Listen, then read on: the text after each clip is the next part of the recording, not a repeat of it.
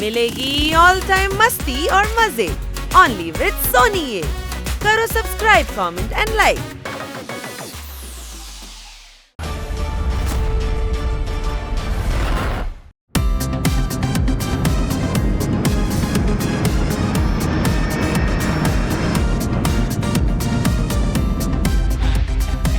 കൊച്ചളിയാ, കൊറേ നാളെ ഇങ്ങനെ ഫ്ലൈറ്റിൽ യാത്ര ചെയ്തിട്ട് ഇങ്ങനെ പോവാൻ നല്ല രസമുണ്ടല്ലേ? എങ്ങനെ ഇല്ലാതിരിക്കും? ഇപ്പോൾ പോകുന്നത് ഫ്രീ ട്രിപ്പ് അല്ലേ? എനിക്ക് നന്നായിട്ട് വിശക്കുന്നുണ്ട്. പോപ്പട്ടെ, വേഗം പോയി എയർ ഹോസ്റ്റലിനെ വിളിക്ക്. ആഹാരത്തിനുള്ള ഓർഡർ കൊടുക്കാന്നേ. എക്സ്ക്യൂസ് മീ, അതെ എയർ ഹോസ്റ്റസ് മാഡം.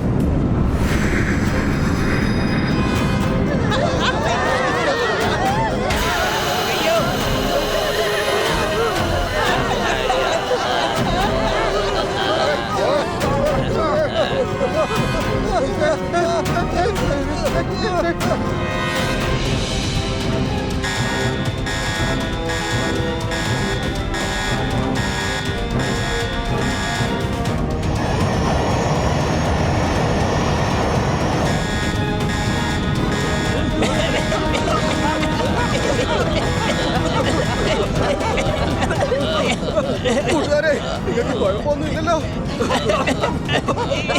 എന്റെ അപ്പോ എനിക്കൊന്നും മനസ്സിലാവുന്നില്ല. അയ്യോ, 1 2 3 4. അയ്യോ, എനിക്കിപ്പോ എല്ലാരും 4 ആയിട്ട് മാത്രമാണല്ലോ കാണുന്നത്.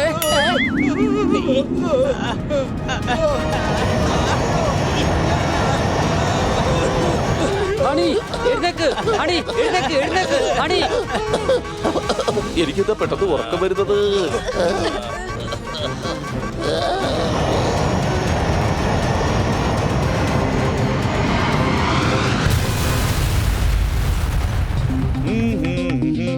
സമാധാനത്തിൽ ഉറങ്ങണമെങ്കിൽ ഉറങ്ങിക്കൊള്ളൂ. എല്ലാ കാര്യത്തിലും സമ്മതം ചോദിക്കേണ്ട ആവശ്യമില്ലല്ലോ. ഉറക്കം കിട്ടാത്തവർ കാണൂ ഞങ്ങളുടെ ഈ ഷോ കുലെ മഞ്ച് ഫോർ പാഞ്ച്. രാവിലെ എന്റെ വീട്ടിൽ വരുന്നുണ്ട് കൂവളം കിളി. ആഹാ, ഈ പ്രോഗ്രാമിന്റെ പേരെന്തായാലും കൊള്ളാം. അടിപൊളി, അടികൈ. കവിത പാരായണത്തിനുള്ള അവസരം ഞങ്ങൾ നിങ്ങൾക്ക് പിന്നീട് തരാം. കവികൾ കവിയരങ്ങിൽ ഞാൻ എപ്പോൾ പറയുന്നുവോ അപ്പോഴേ നിങ്ങൾ സംസാരിക്കാവൂ. ഇവിടെ വരൂ. എന്റെ വായുടെ വാഴത്തോട്ടത്തിൽ നിങ്ങൾ ക്യാമറയും മൈക്കും വെച്ച് ഇന്റർവ്യൂ എടുക്കാൻ വന്നതാണോ? കുറച്ച് അങ്ങോട്ട് മാറൂ. Very good. ഇനി ചെവിയിലെ ലൗഡ് സ്പീക്കർ ഓണാക്കി കേട്ടോളൂ. ഞങ്ങൾ ഗസ്റ്റാണ്, ഞങ്ങളോട് മാന്യമായിട്ട് പെരുമാറണം. മനസ്സിലായോ? അല്ല, എനിക്കൊരു സംശയമുണ്ട്. സംസാരിക്കാൻ ഈ മാന്യ എവിടെയാണ്? ചേട്ടനുകൾ വേണ്ട. മര്യാദക്കല്ലെങ്കിൽ ആ വളഞ്ഞിരിക്കുന്ന മൂക്കരിഞ്ഞെടുത്ത് സ്രാവിനിട്ട് കൊടുക്കും. പറഞ്ഞേക്കാം. എടാ, ഒന്ന് മിണ്ടാതിരിക്കെ. അവരാ ഷോ ഒന്ന് തുടങ്ങിക്കോട്ടെ. സംശയമുണ്ടോ? എല്ലാവർക്കും നമസ്കാരം. നിങ്ങൾ എല്ലാവരും കാണാൻ ആഗ്രഹിക്കുന്ന ഈ ചെറിയ ഷോയിലേക്ക് ഞങ്ങളുടെ അതിഥികളെ സ്വാഗതം ചെയ്യുന്നു. ഇവരെല്ലാവരും സർവൈവലിസ്റ്റ് ആണ്. കാരണം ബോംബിംഗ് എയർലൈൻസിന്റെ ഫ്ലൈറ്റ് 444D അപകടത്തിൽ നിന്നും രക്ഷപ്പെട്ടിരിക്കുകയാണ്. രക്ഷപ്പെട്ട സന്തോഷമുള്ള കാര്യമല്ലേ? അതിനെന്തിനാ എത്ര ദേഷ്യത്തെ പറയുന്നേ? ഇതിന്റെ സ്റ്റൈലാണ്. ഞങ്ങൾക്ക് സന്തോഷവുമുണ്ട്. പക്ഷേ പ്ലെയിൻ എങ്ങനെ കാണാതെ പോയെന്ന് അറിയാനുള്ള ആഗ്രഹം ഞങ്ങൾക്ക് വല്ലാതെയുണ്ട്. അഥവാ ആരെങ്കിലും തട്ടിക്കൊണ്ടുപോയതാണോ? അങ്ങനെയാണെങ്കിൽ ആരാണവർ? എന്നെ വട്ടുപിടിപ്പിക്കരുത്. ആദ്യം നിങ്ങൾ പറയൂ ഹണി, എന്താണ് സംഭവിച്ചത്? ആദ്യം മുതൽ അവസാനം വരെ വേഗത്തിൽ പറയൂ. അത് പിന്നെ ആദ്യം ഞാൻ രാവിലെ എഴുന്നേറ്റ് ബ്രഷ് ചെയ്തു. എടാ, ഇത്രയും തുടക്കം മുതൽ വേണ്ട. പ്ലെയിനിൽ കയറിയതിനു ശേഷം എന്താ സംഭവിച്ചെന്ന് പറഞ്ഞാൽ മതി. ചേട്ടൻ അവിടെ വെച്ച് നിർത്തിപ്പിച്ചത് ഏതായാലും നന്നായി. അല്ലെങ്കിൽ ഈ മരത്തലയും ജനിച്ചപ്പോ തൊട്ടുള്ള കാര്യങ്ങൾ ഇവിടെ കഥയായിട്ട് ഇപ്പൊ വിളമ്പിയനെ. ഞങ്ങൾക്ക് ഏതായാലും ഒരു കഥ വേണ്ടി വരുമല്ലോ. ശരി, പറയൂ. പ്ലെയിനിൽ നടന്ന കാര്യങ്ങൾ ഓരോന്നായി പറയൂ. ഞാൻ പ്ലെയിനിൽ കയറി ചെന്ന ഉടൻ തന്നെ എയർ ഹോസ്റ്റസ് ഓടി വന്നിട്ട് എന്നോട് ഗുഡ് മോർണിംഗ് പറഞ്ഞു.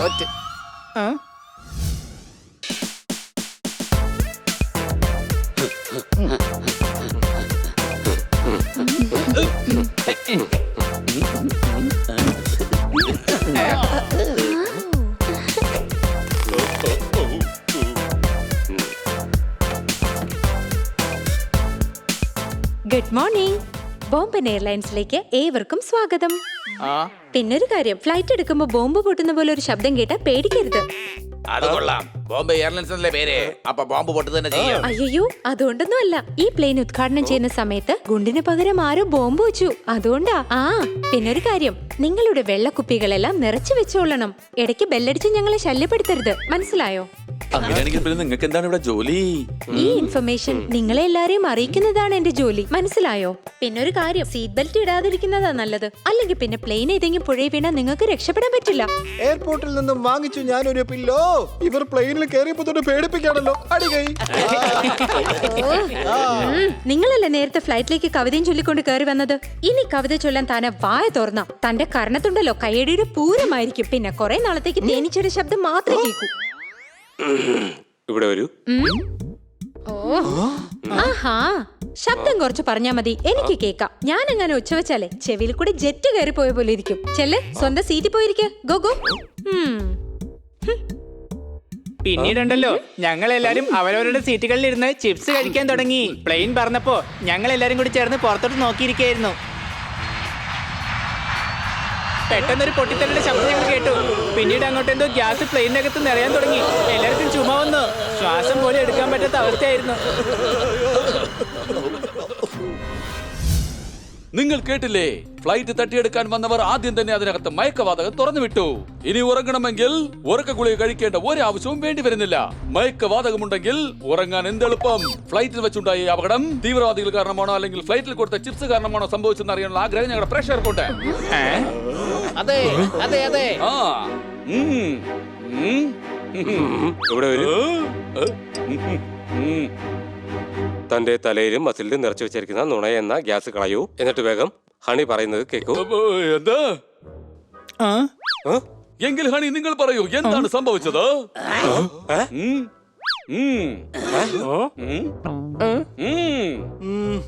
ഞങ്ങൾക്ക് ബോധം വന്നപ്പോ ഞാനും ഹണിയും ഒരു ബംഗ്ലാവിനകത്തായിരുന്നു.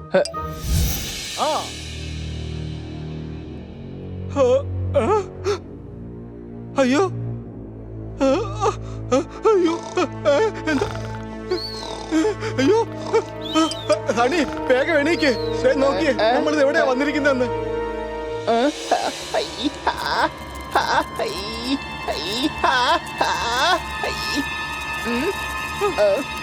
എടാ മണ്ടന്മാരെ, കുണ്ടം വിഴിഞ്ഞ പോലെ നോക്കി നിക്കണ്ട, ഇത് ബംഗ്ലാവാണ്. അപ്പൊ നമ്മുടെ പ്ലെയിൻ ബംഗ്ലാവിനെ പോലെ തോന്നിക്കുവാണ്. അതായത് നമ്മൾ പ്ലെയിനിൽ തന്നെയാണ്.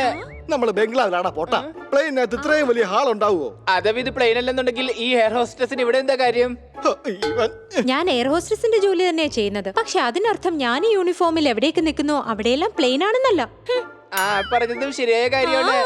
ഇപ്പൊ ആലോചിക്കേണ്ടത് നമ്മുടെ കൂടെ ഉണ്ടായിരുന്നവരൊക്കെ എവിടെ പോയെന്നാണ്. മാത്രമല്ല, നമ്മൾ ഈ ബംഗ്ലാവിൽ എത്തിയത് എങ്ങനെയാണ്? നമുക്ക് ചോദിക്കാന്നേ. ഹലോ, ആരെങ്കിലും ഉണ്ടോ? ആരെങ്കിലും ഉണ്ടോ ഇവിടെ?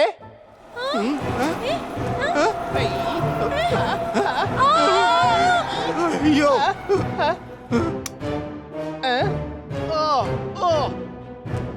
അയ്യോ, എന്റെ അമ്മച്ചിയെ രക്ഷിക്കണേ. അയ്യോ, എന്റെ തത്തമല്ല മുത്തപ്പ. അയ്യോ അയ്യോ, ആരാടാ എനിക്ക് ഹെൽമെറ്റ് വെച്ച് വന്നേ? എന്റെ അമ്മച്ചി, ഈ ഹെൽമെറ്റ് എന്റെ നേരെയാണല്ലോ വന്നോണ്ടിരിക്കുന്നത്.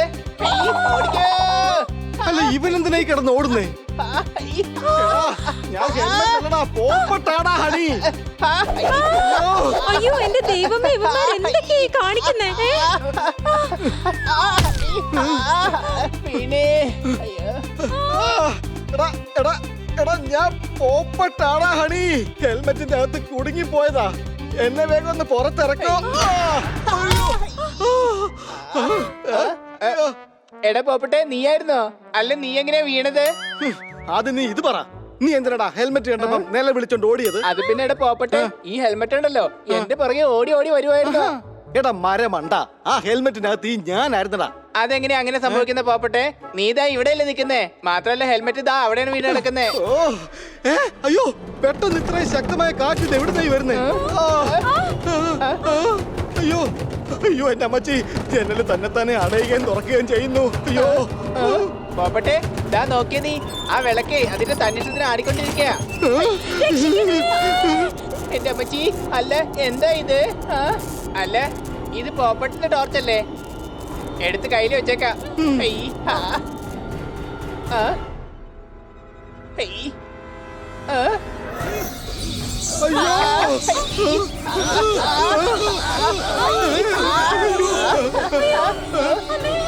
അയ്യോ, ഇവിടെ ഭൂതമുണ്ടോ? അതിന് ഏത് ജോലിസിനെ ഇവിടെ ഉള്ളേ? എന്റെ അമ്മോ. അയ്യോ ജോത്സനല്ല പൊട്ട, അത് ഭൂതമാണ്, ഭൂതം. അയ്യോ അവിടെയാ, ഓടി രക്ഷപ്പെട്ടോ.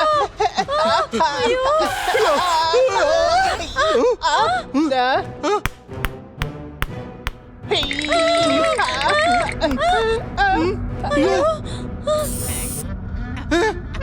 അല്ല അയ്യേ, ഇതൊരു ചെറിയ എലിക്കുഞ്ഞല്ലേ.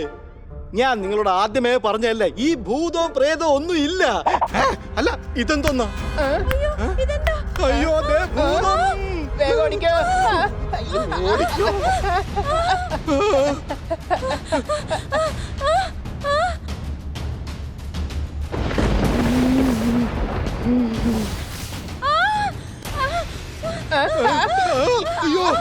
അയ്യോ.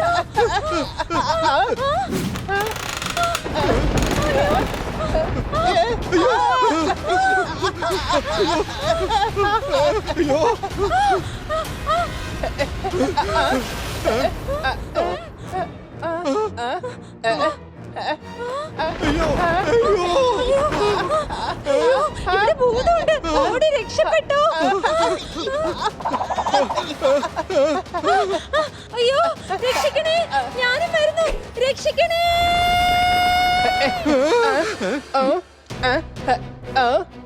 എടാ പോപ്പട്ടെ, ആ എയർ ഹോസ്റ്റസിനെ കൊണ്ട് ഭൂതം പോയെന്ന് തോന്നുന്നേ. അയ്യോ ഹണി, ജീവൻ വേണമെങ്കിൽ വേഗം ആ ജനലിൽ കൂടെ എടുത്ത് ചാടിക്കോ. സംശയമുണ്ടോ? അയ്യോ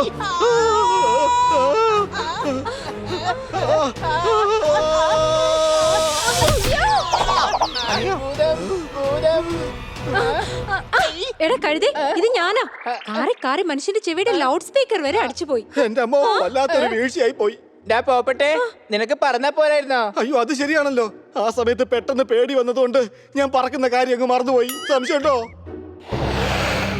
അയ്യോ ഭൂതം, ഭൂതം. അയ്യോ. വളരെ കഷ്ടപ്പെട്ട് ഞങ്ങൾ ആ ബംഗ്ലാവിൽ നിന്ന് ജീവനും കൊണ്ട് ഓടുമായിരുന്നു. എല്ലാരും ഇത് കേട്ടല്ലോ. പ്രേതങ്ങളുണ്ട്. ഇന്ന് ഇവിടെ അതിനെക്കുറിച്ചുള്ള ചർച്ചയാണ്. അടിയും ഇടിയും തീർച്ചയായിട്ടും ഉണ്ടാകും. അവയിൽ നിന്ന് രക്ഷപ്പെടാനും അതിനെ നശിപ്പിക്കാനുമുള്ള വഴി ഞങ്ങൾ നിങ്ങൾക്ക് പറഞ്ഞു തരും. അത് ഞങ്ങളുടെ ബാബയും ഭൂതവും എന്നുള്ള പ്രോഗ്രാമിലൂടെ. ഇതൊക്കെ എന്ത് വിട്ടുതോ? ഭൂതവും പ്രേതവും ഒന്നും അങ്ങനെ ഇല്ല. ഉണ്ട് ചേട്ടായി. ഞാൻ ഹണി ബണ്ണിയുടെ വീട്ടിനടുത്ത് വെച്ച് ഒരു യക്ഷി ഡാൻസ് കളിക്കുന്നത് കണ്ടായിരുന്നു. അത് എന്നും രാവിലെ 5 മണിക്കാ. ഏയ് ഷട്ട് അപ്പ്. ഞാൻ എന്നും രാവിലെ സുംബ ഡാൻസ് കളിക്കും. അത് പിന്നെ മാഡം, ഇനി സുംബ കളിക്കുമ്പോഴും മേക്കപ്പ് ഇടാൻ മറക്കല്ലേ. അപ്പൊ പിന്നെ യക്ഷിയെന്ന് മാഡത്തിന് ആരും വിളിക്കില്ല. നാട്ടിൻ പുറത്തുള്ളവരെല്ലാം ബീഡിയാണ് വലിക്കുന്നത്. മേക്കപ്പ് ഇല്ലാതെ മിസ് കാട്കറിനെ കാണാൻ എന്താ യക്ഷിയെ പോലെയാണ് ഇരിക്കുന്നത്. അടി കൈ. മാഡത്തിനെ ഇൻസൾട്ട് ചെയ്തതിന്റെ പേരിൽ ആരെങ്കിലും കൈയടിച്ച എന്റെ സ്വഭാവം മാറും, ഞാൻ പറഞ്ഞേക്കാം. ജോർദാർ ഇത്രയും പറഞ്ഞതിന് ശേഷം നീ കൈയടിക്കുന്നോടാ. കർത്താ, എല്ലാവരുടെയും സുഹൃത്താ, ഞാൻ ജോർദാറിന് മാഡത്തോടുള്ള നന്ദി ഓർത്ത് കൈയടിച്ചതാണ്. ചേട്ടായി, നന്ദി സൂചകമായി കിട്ടിയ അടിയുടെ എഫക്ട് കർത്തയുടെ ചെവി കിടന്ന് ഇരപ്പുകയായിരിക്കും. അത് ശരിയല്ലേ? ഇനി ഇവൻ യക്ഷിയെ കണ്ടാ പോലും യക്ഷി എന്ന് പറയുകയില്ല. മിണ്ടാതിരിക്കൂ. നമുക്ക് യക്ഷികളെ കുറിച്ച് പിന്നെ സംസാരിക്കാം. ഇപ്പോൾ നമുക്ക് ബംഗ്ലാവിന്റെ അടുത്ത് കണ്ട ഭൂതത്തിലേക്ക് പോകാം. ഇവിടെ ഒരു ഭൂതമോ പ്രേതമോ ഒന്നും തന്നെയില്ല. അത് ഭൂതമായിരുന്നില്ല. ഞാൻ എന്റെ കണ്ണിന്റെ ഈ ഹെഡ്ലൈറ്റ് കൊണ്ട് കണ്ടതാണ്. അവർ കാട്ടുവാസികളാണ്. അവരായിരുന്നു എന്നെയും കർത്തയെയും എടുത്തുകൊണ്ട് പോയത്.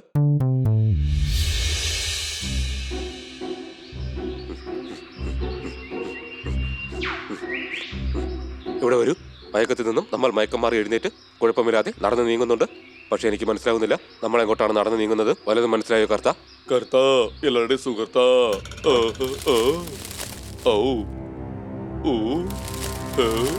നമ്മളെന്തോ അപകടത്തിൽ പെട്ടിരിക്കുന്നു എന്നാണ് എനിക്കിപ്പോൾ തോന്നുന്നത്.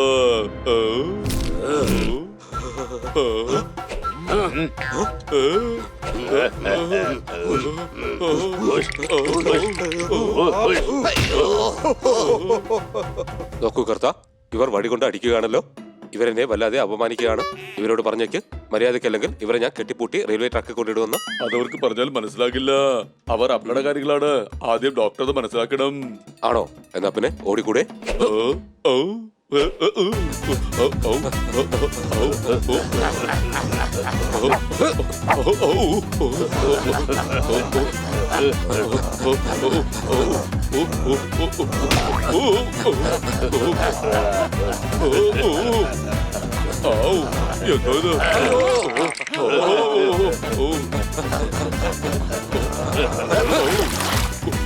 എന്തോ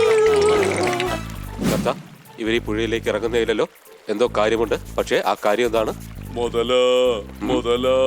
അതെ അതെ, എന്ന് മുതലാണെന്നാ ഞാൻ ഈ ആലോചിച്ചോണ്ടിരിക്കുന്നത്. ഈ പുഴയിൽ മുതല ഉണ്ടെന്നാണ് ഞാൻ പറഞ്ഞത്. അങ്ങോട്ട് നോക്കിയേ.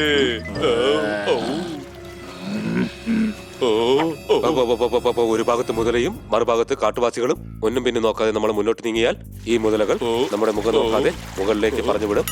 സംസാരം നിർത്തിയിട്ട് ആദ്യം ഓടാൻ നോക്ക്. വേഗം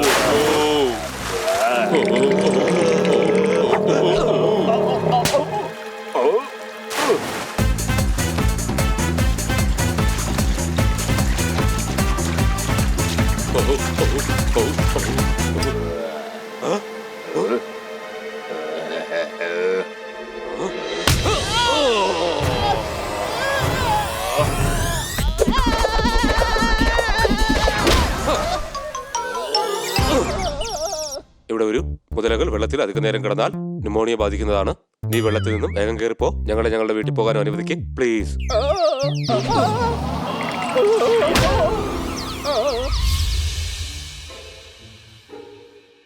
അങ്ങനെ വളരെ കഷ്ടപ്പെട്ടാണ് ഞങ്ങൾ രണ്ടുപേരും ആ കാട്ടിൽ നിന്ന് രക്ഷപ്പെട്ടു പോകുന്നത്. അപ്പോൾ അത് മലവേടന്മാരെന്നാണോ നിങ്ങൾ പറയുന്നത്? അതെ, കണ്ടില്ലേ പ്രേക്ഷകരെ, അത്ഭുതം തന്നെ.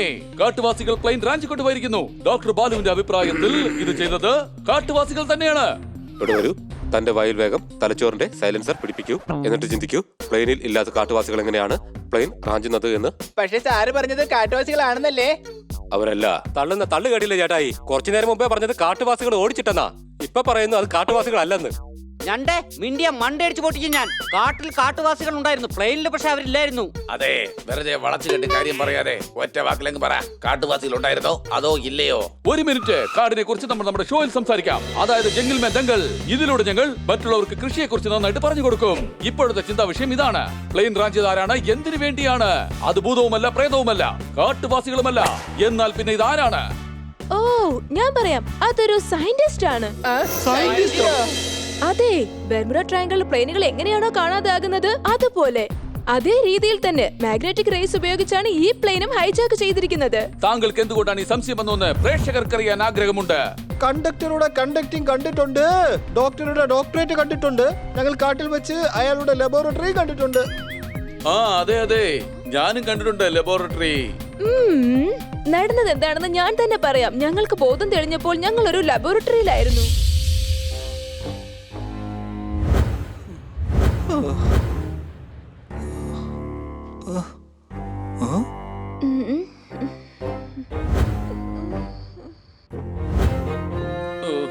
എന്റെ അമ്മേ, നന്നായിട്ട് ദാഹിക്കുന്നുണ്ടല്ലോ.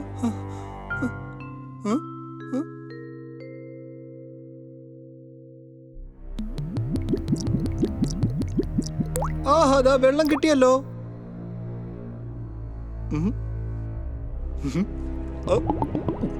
ലസ്സി കുടിക്കാൻ ഞാൻ കടയിൽ ചെന്നു. ഭാഗ്യം, എനിക്ക് ബോധം വന്നു. അടികൈ.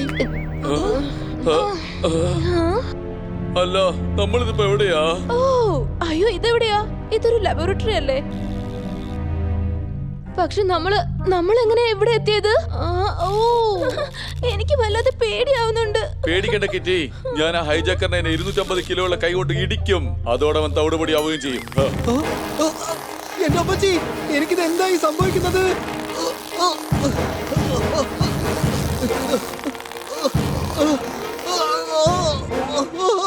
ഇപ്പൊ ദാഹമാണ് എന്നെ ചതിച്ചത്. ഞാൻ വെള്ളമാണെന്ന് വിചാരിച്ച് എന്താണോ എടുത്ത് കുടിച്ചത്. അടികൈ. എന്താ ഇത്? ഈ കന്നാസറങ്ങനെയാ പെട്ടെന്നൊരു ബലൂണിനെ പോലെ പെരുവി പോയത്.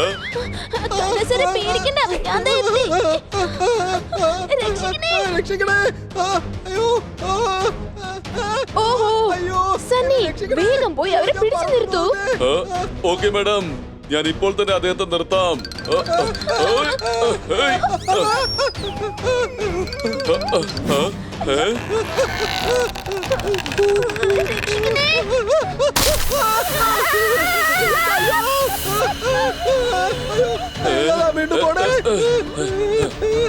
പൈപ്പ് പൊട്ടി ഗ്യാസ് പോയി. ഞാനിപ്പോ ഒരു കളർ പാവ പോലെ ആയി. അടികൈ.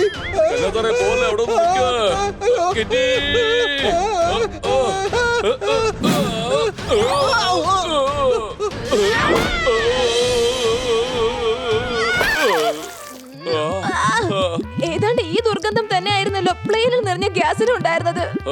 അത് ശരി. അപ്പൊ യോമാർ തന്നെയായിരിക്കും ആ ഹൈജാക്കേഴ്സ്. കിറ്റിന്ന് രക്ഷിക്കാനാ ഞാൻ എത്തിപ്പോയി.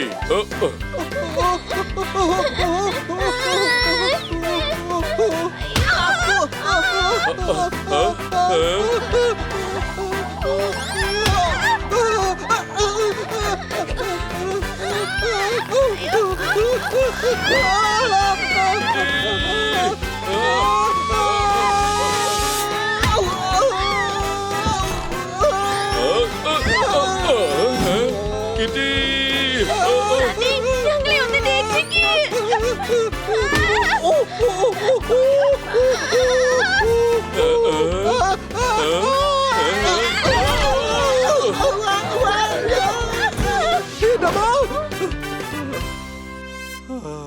ഓഹോ ഖന്ന സാറേ, ഇനിയിപ്പോ ഞാൻ തന്നെ എന്തെങ്കിലും ചെയ്യേണ്ടി വരും. ഓഹോ, എന്തായാലും ഈ ബട്ടൺ ഒന്ന് ട്രൈ ചെയ്ത് നോക്കാം.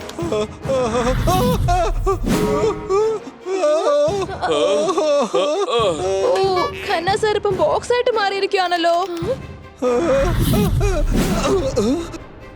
അയ്യോ മാഡം, ഇത് എന്താ ചെയ്തത്? അയ്യോ എന്റെ ദൈവമേ, ഞാനിത് എന്താ ചെയ്തത്? ഇനി എനിക്കിതെല്ലാം പഴയതുപോലെ ആക്കേണ്ടി വരും. ഈ ബട്ടൺ ഒന്ന് ട്രൈ ചെയ്ത് നോക്കാം. പ്ലീസ് ഖന്ന സർ, താങ്കൾ പഴയ രൂപത്തിൽ വേഗം തിരിച്ചു വരൂ.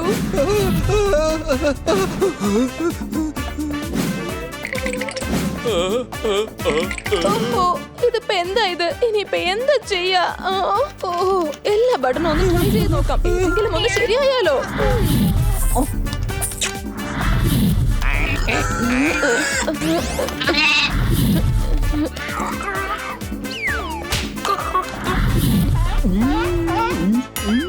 മാഡം, രണ്ടാമത്തെ കമ്പ്യൂട്ടറിൽ ഒന്ന് ട്രൈ ചെയ്യേ. ചിലപ്പോ കന്നാ സാർ പഴയതുപോലെ ആയാലോ. ശരി, ഞാൻ ഇപ്പോ തന്നെ ചെക്ക് ചെയ്യാം. ഓഹോ, ഖന്ന സർ എന്താണ് പഴയതുപോലെ ആവാത്തത്? അയ്യോ, എന്റെ പുതിയ വാലിന് തീ പിടിച്ചേ.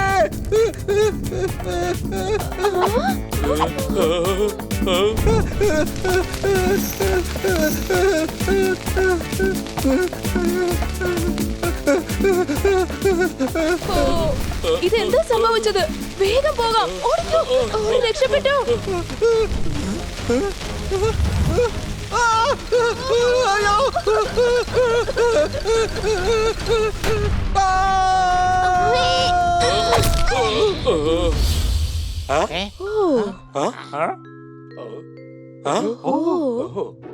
പിന്നീട് ഞങ്ങൾ അവിടുന്ന് ഓടി രക്ഷപ്പെടുകയായിരുന്നു.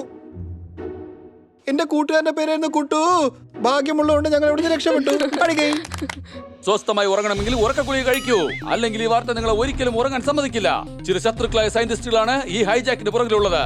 ഒന്ന് ചിന്തിച്ചു നോക്കൂ, നിങ്ങൾ നിങ്ങളുടെ കൊച്ചിന്റെ ഇളയമകളുടെ കല്യാണത്തിന് വേണ്ടി പ്ലെയിനിൽ പൊയ്ക്കൊണ്ടിരിക്കുകയാണ്. അപ്പോൾ നിങ്ങൾക്ക് ഇങ്ങനെ ഒരു അപകടം സംഭവിക്കുകയാണെങ്കിൽ എന്ത് ചെയ്യും? അയാള് സയന്റിസ്റ്റ് അല്ല. എന്താ ഇത്? ഏലിയൻസിന്റെ പണിയായിരുന്നോ?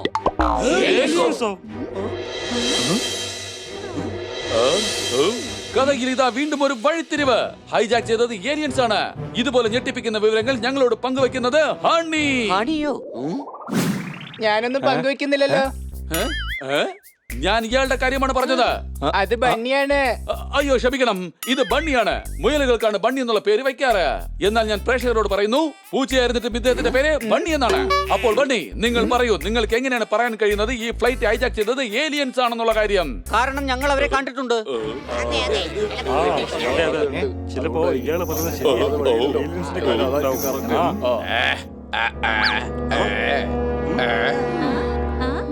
അതെ, ഞങ്ങൾക്ക് പ്ലെയിനിൽ വെച്ച് ബോധം പോയി. ഞങ്ങൾ എഴുന്നേറ്റപ്പോ ഒരു വലിയ കാട്ടിലായിരുന്നു.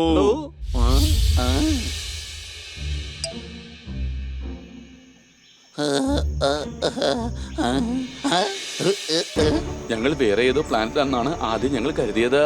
കാരണം അത് മനോഹരമായ ഒരു സ്ഥലമായിരുന്നു.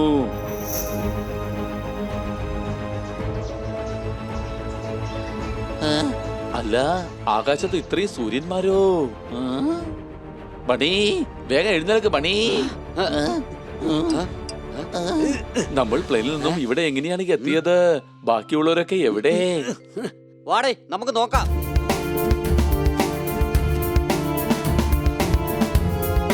ഈ ലോകം വളരെ വ്യത്യസ്തമാണ്.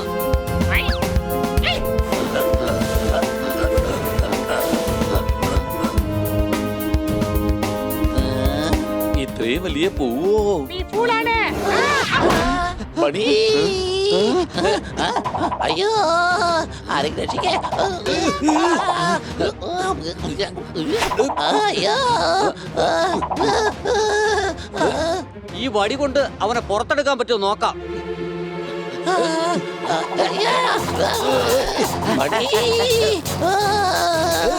പണി നീ എന്തായി ചെയ്യുന്നത്? ഈ പൂവിനെ കൂടുതലായിട്ട് അകത്തേക്ക് വലിക്കുകയാണ്.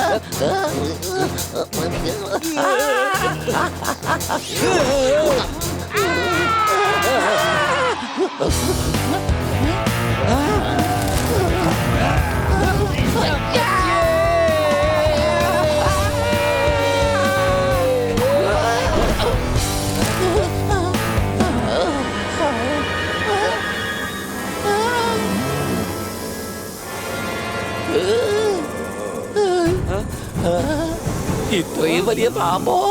ഇത് പാമ്പല്ല, ഏലിയൻ അനാക്കോണ്ടയാ. ബണ്ണി ഇനിയിപ്പോ നമ്മൾ എന്താണ് ചെയ്യുക?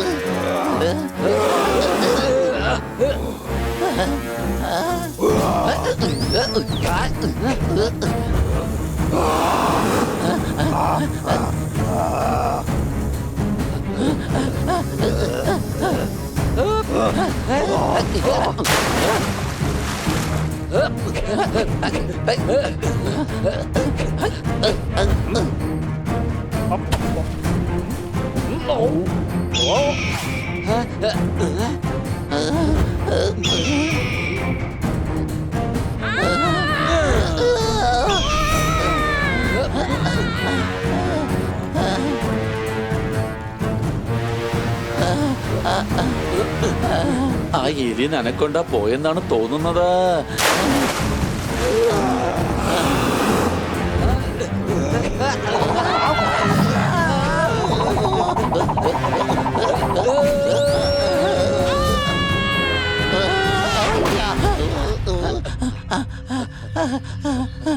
ബണി എനിക്ക് നന്നായിട്ട് വിശക്കുന്നുണ്ട്.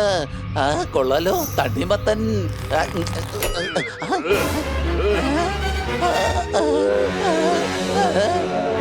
ഏലിയൻസ്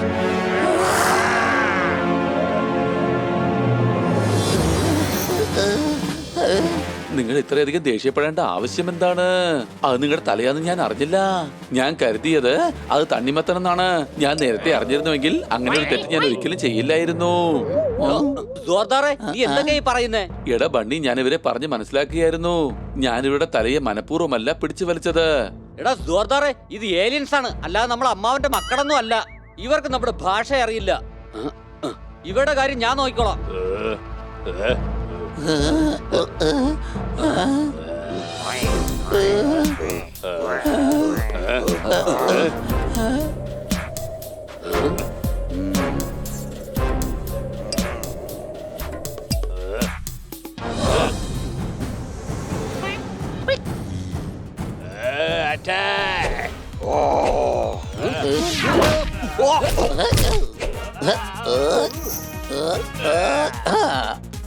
ഇവരെ പിടിച്ചിട്ട് കിട്ടുന്നില്ലല്ലോ.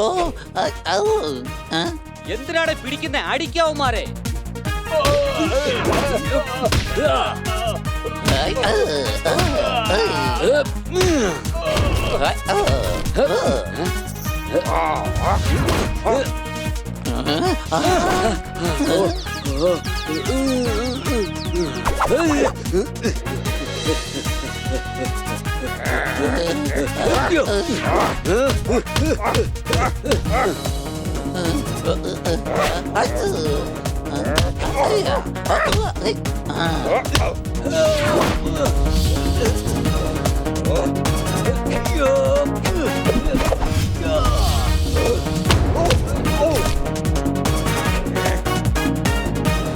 ഇവർക്ക് എങ്ങനെയാണ് തലയില്ലാതെ ഓടാൻ കഴിയുന്നത്?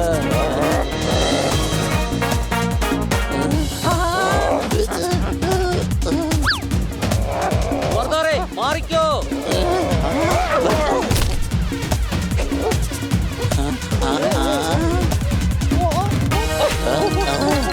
വളരെ ചെറുതാണല്ലോ.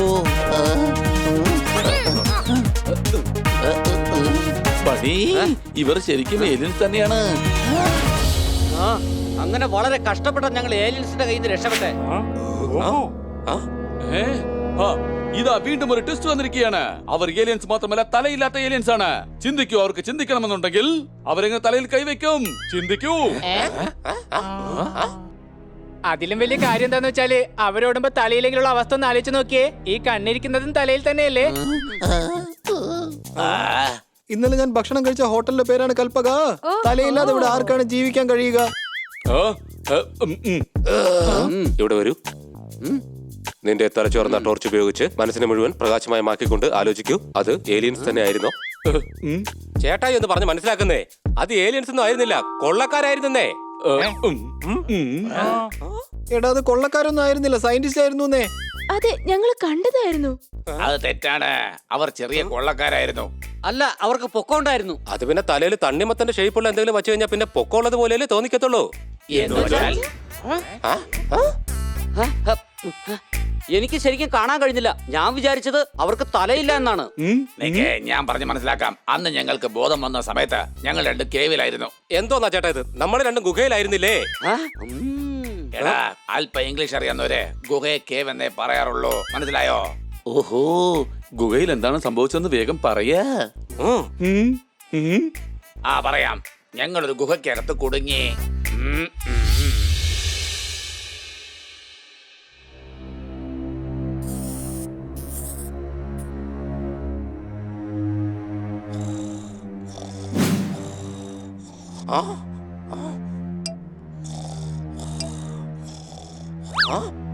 അയ്യോ, പ്ലെയിൻ അപകടം പറ്റിയിട്ട് നമ്മളിത് എവിടെയാ വന്ന് വീണത്? ചേട്ടാ എഴുന്നേക്ക്, നമ്മളിപ്പോ ഇത് എവിടെയാണെന്ന് നോക്ക്. എടാ ഞണ്ടേ, my head is eating circle. എന്തോന്ന്? എടാ മണ്ട, എനിക്ക് തല കറങ്ങുന്നുണ്ടെന്നാ പറഞ്ഞേ. ഓഹ്, വല്ലാത്തൊരു ഗ്യാസായി പോയതാ. അല്ല, ഇതെവിടെയാ? എടാ, നമ്മളിപ്പോ എവിടെയാ വന്നിരിക്കുന്നേ? അറിയില്ല ചേട്ടാ, പക്ഷെ കണ്ടിട്ടൊരു ഗുഹ പോലെയുണ്ട്. ചേട്ടാ, നമ്മൾ എങ്ങനെയാ ഈ ഗുഹയിൽ വന്നത്? എടാ ഞണ്ടേ, ആ കാര്യം ഞാൻ അറിഞ്ഞിരുന്നുവെങ്കിലേ അത് തീർച്ചയായിട്ടും നിന്നോട് ഞാൻ പറയായിരുന്നില്ലേ. ഇനിയിപ്പൊ എങ്ങനെയാ ഇവിടുന്ന് പുറത്ത് കിടക്കണമെന്നൊന്ന് ആലോചിക്കേ.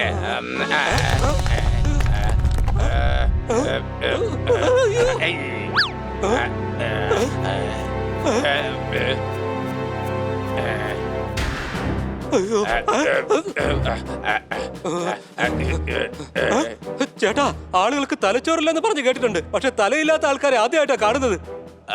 ഇടക്കിന്റെ ആരോ വരുന്നുണ്ട്, വേഗം ഒളിക്കാൻ നോക്ക. ചേട്ടാ, തണ്ണിമത്തന്റെ താഴെ കൂടെയാണ് ശരീരം വന്നിരിക്കുന്നത്. എടാ മണ്ട, ശരീരത്തിന്റെ മുകളിൽ തണ്ണിമത്തം വെച്ചിരിക്കുകയാണ്.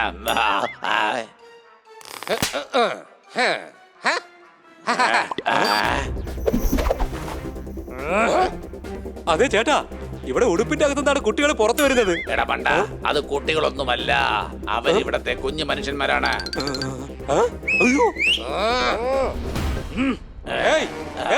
ഹലോ, അതെ കുഞ്ഞന്മാരെ, ഇവിടുന്ന് പുറത്തു കിടക്കാനുള്ള വഴി ഒന്ന് പറഞ്ഞു തരാവോ? ഇവന്മാര് നമ്മുടെ പൊക്കം കൂടിയതിന്റെ രഹസ്യം കണ്ടുപിടിച്ചിരിക്കുന്നോ? പിടിക്കവന്മാരെ.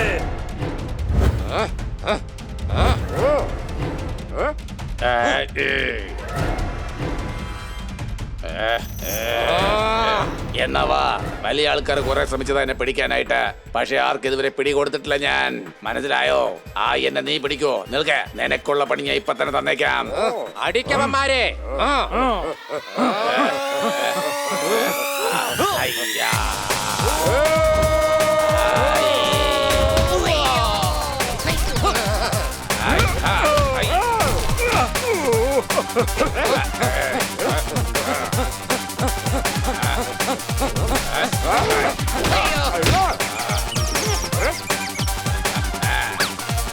ഞന്റെ അവിടെ ഇങ്ങോട്ടോടാ ഓടുന്നേ.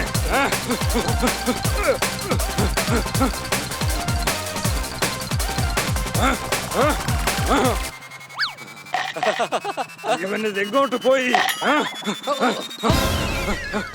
എന്റെ പേര് കിറ്റ്കിറ്റ് എന്നാണ്, ഓർമ്മയിരിക്കട്ടെ. ചേട്ടാ വിഷമിക്കണ്ട, നമുക്ക് അവന്മാരെ ഇവിടെ തന്നെ ഇടിച്ച് പപ്പടമാക്കാന്നേ.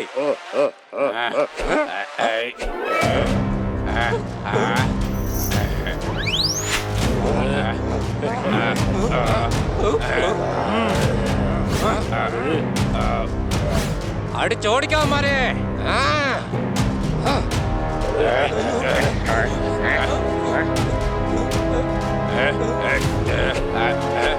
എടാ ഇത് കിറ്റിന്റെ ഇത് ഒരുപാട് പേരുണ്ടല്ലോടാ. ഇനി ഇവിടെ നമുക്ക് പുറത്ത് കിടക്കണം. ചേട്ടൻ ഇപ്പൊ പറഞ്ഞത് വളരെ ശരിയാണ്. രക്ഷപ്പെടാം. നമുക്കൊരു കാര്യം ചെയ്യാം, ആ വലതുവശത്തെ വഴി കൂടെ രക്ഷപ്പെടാം.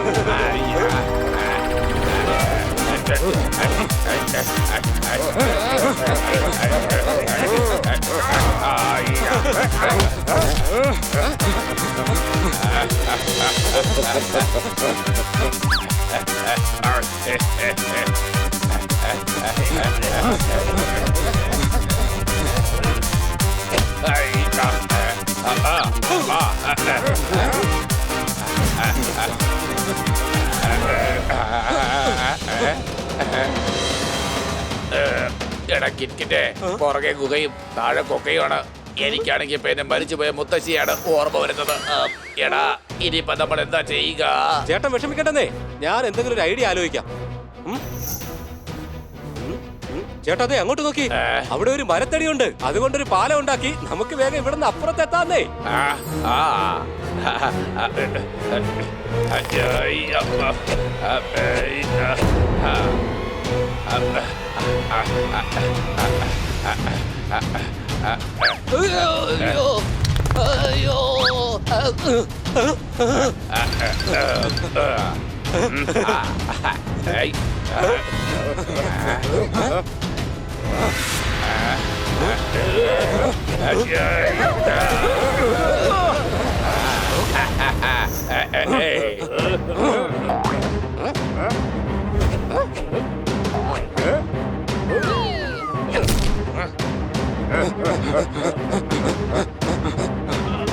ചേട്ടാ അവന്മാര് നമ്മളെക്കാളും ബുദ്ധിമാന്മാരാണ്. മതിയാക്കെ വേഗം ഓടാൻ നോക്കുക, അല്ലെങ്കിൽ നമ്മുടെ പണി തീരും. അവന്മാർ നമ്മുടെ പുറകെ തന്നെ ഉണ്ട്. അയ്യോ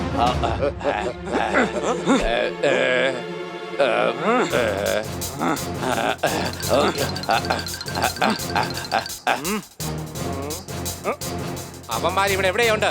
പോയി നോക്ക.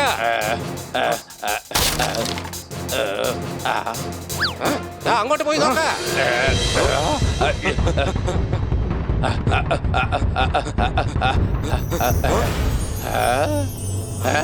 ഇത്രയധികം കാശും ഗോൾഡുമോ? ചേട്ടാ ഇവന്മാര് കൊള്ളക്കാരാണ്.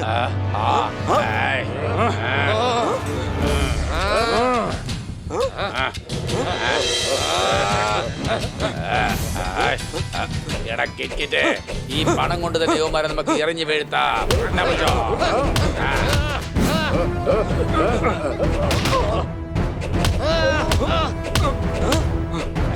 ചേട്ടാ പണത്തിന് വേണ്ടി ഒരുപാട് പേരെ തല്ലിയിട്ടുണ്ട്. പക്ഷെ പണം കൊണ്ട് ആഞ്ഞടിക്കുന്നത് ഇത് ആദ്യമായിട്ടാണ്. അതേടാ മഹാന്മാർ പറഞ്ഞത് ശരി തന്നെയാ. പണം കൊണ്ട് കിട്ടുന്ന തിരിച്ചടി വലുതായിരിക്കും. ചേട്ടാ ചേട്ടൻ മറന്നുപോയോ? ചേട്ടന് പറക്കാൻ പറ്റില്ലേ? മുകളിൽ ദൂരമുണ്ട്, നമുക്ക് പറന്ന് മുകളിലോട്ട് പോകാമല്ലോ. നീ പറഞ്ഞ ശരിയാ, ഞാനതങ്ങ് മറന്നുപോയി. ഇനി കടിച്ചു തരാം.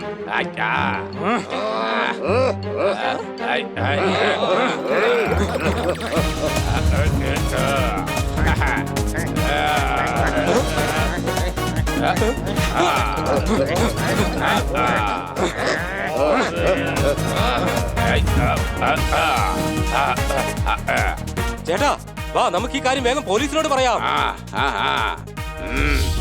എന്റെ അമ്മച്ചി, ആ സമയം ഞങ്ങക്ക് പുറത്തു വരാൻ പറ്റാതിരുന്നെങ്കിൽ അവന്മാർ ഞങ്ങളെ ചമ്മന്തിയാക്കിയെന്നെ. അതായത് അവർ ഏലിയൻസ് ആയിരുന്നില്ല. അല്ല, കൊള്ളക്കാരായിരുന്നു. അവർ ഏലിയൻസ് ആയിരുന്നു. ഇവിടെ വരൂ. ഞാൻ പറഞ്ഞിരുന്നില്ലേ അത് കാട്ടുവാസികളാണ്. ഓ അല്ല, അതൊരു സയന്റിസ്റ്റ് ആണ്. അല്ലെങ്കിൽ പിന്നെ അവിടെ ഒരു ലാബോറട്ടറി എങ്ങനെയാണ് വന്നത്? അത് ഭൂതം തന്നെയായിരുന്നു.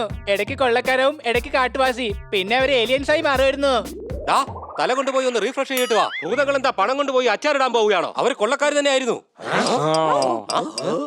എന്നാൽ പിന്നെ ഇത്രയും പണമുള്ള അവരെന്തിനാണ് ഗുഹയിൽ തന്നെ കഴിയുന്നത്? ഞാനൊന്ന് സംസാരിച്ചോട്ടെ? ഇങ്ങനെ സംസാരിച്ചാലേ എനിക്ക് പണം കിട്ടുകയുള്ളൂ.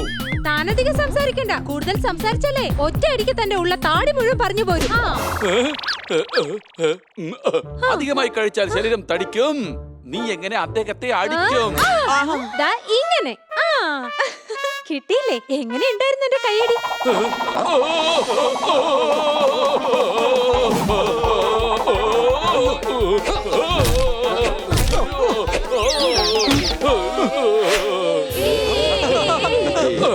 ഇതാ നോക്കൂ, ഈ പ്രോഗ്രാമിന്റെ പേര് പോലെ തന്നെ ഈ കഥയിലും വലിയ സംഭവങ്ങളൊന്നുമില്ല. അതുകൊണ്ട് ഇത് ആരും കാര്യമാക്കി എടുക്കണ്ട. എല്ലാരും ശാന്തമായിരിക്കൂ. മിസ്റ്റർ പാണ്ഡ, നിങ്ങൾക്ക് ഷോയിലേക്ക് സ്വാഗതം. നിങ്ങളുടെ കംപ്ലൈന്റ് കൂടാതെ പോലീസ് ടീമിനോടൊപ്പം ഞങ്ങളുടെ റിസർച്ച് ടീം ആ കാട്ടിലേക്ക് പോയിരുന്നു. ഇൻസ്പെക്ടർ പാണ്ഡ, യാഥാർത്ഥ്യം എന്താണെന്ന് വെളിപ്പെടുത്തൂ. അവിടെ ഭൂതമുണ്ടെന്ന് തുറന്നു പറയൂ ഇൻസ്പെക്ടർ പാണ്ഡ. താങ്കൾക്ക് ഏലിയൻസിനല്ലേ കിട്ടിയത്? കാട്ടിലായിരുന്നില്ലേ? അപ്പോൾ താങ്കൾക്ക് കാട്ടുവാസികളെ ആയിരിക്കും കിട്ടിയത്. അയ്യോ, അത് ശരിക്കും കൊള്ളക്കാര് തന്നെയാണേ. ഞാൻ പറഞ്ഞു വന്നത് അയ്യോ, അത് ഭൂതമായിരുന്നു.